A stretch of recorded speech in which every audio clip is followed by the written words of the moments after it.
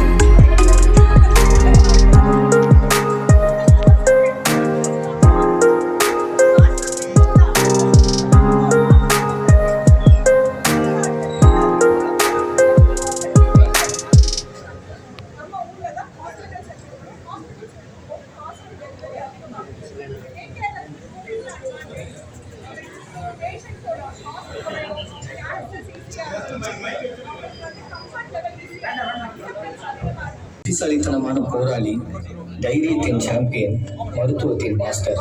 அவள் வெல்லாத போர் இல்லை, காணாத பஞ்சம் இல்லை, ஏன் அவள் காணாத நோய்கள் கூட எதுவும் இல்லை. ஆனால் ஒரு நாள் ஒரு புதிய பயம் காலங்காரியின் இதயத்தில் புகுந்தது. ஒரு தெரியும் எதிரி அல்ல, ஆனால் ஒரு பதுங்கி இருக்கும் அரக்கன். அவன் ஒரு மான்ஸ்டர். அவள் அழிந்து விட்டால் அவள் ஒருபோதும் குணமடைய மாட்டாள். காலம்காரியின் கதையோ முடிய போகிறது என்று ஊர் மக்கள் அனைவரும் பேசிக் கொண்டிருக்க, அப்பொழுதுதான் நம்பிக்கை நாயகி காலம்காரியின் முன் தோன்றி, காலம்காரி, வெளியே வா. வெளியே வந்தா பழைக்க மாட்டேன், பயமா இருக்கு. நீ வா, நம்ம பாத்துக்கலாம். சரியா? எதையும் வெல்லலாம். காலம்காரிக்கு ஏன் இந்த பயம்? இந்தியால கேன்சர் நோய் வந்தா 100க்கு 30 பேர் தான் பழைக்கிறாங்க. அதுவே வளர்ந்த நாடுகள்ல 100க்கு 70 பேர் பழைக்கிறாங்க.